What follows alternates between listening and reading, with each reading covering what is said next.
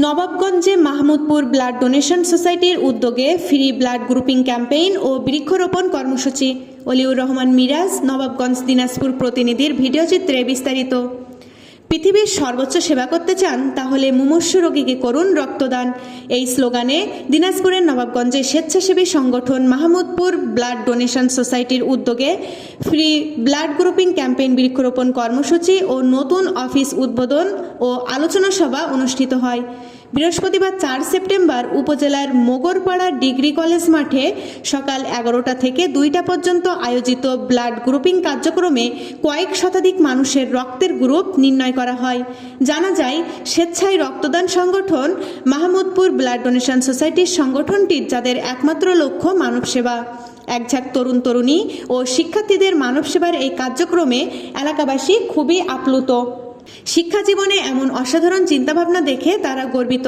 এমন ভালো কিছুর আয়োজন চলতে থাকলে আগামী প্রজন্ম হবে উন্নত দেশের গর্বিত মানুষ।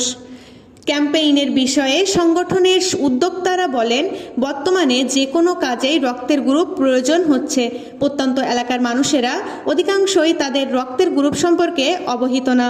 বিশেষ করে স্কুল কলেজের শিক্ষার্থীরাও অনেকে তাদের রক্তের গ্রুপ জানে না। এজন্য আমরা তাদেরকে রক্তের গ্রুপ নির্ণয় ও রক্তদানে উদ্বুদ্ধ করতে ফ্রি ব্লাড গ্রুপিং ক্যাম্পেইনের আয়োজন করেছি। আমাদের এই কার্যক্রম প্রায় 3 বছর যাবৎ উপজেলার বিভিন্ন জায়গায় করা হয়েছে।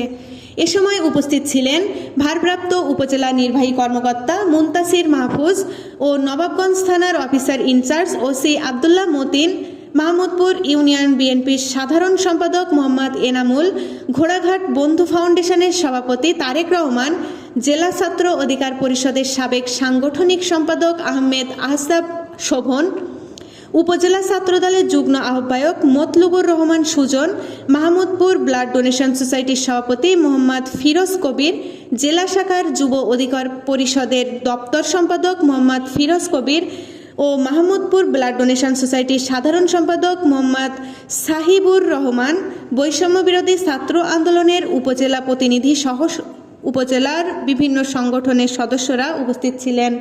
AB news desk report.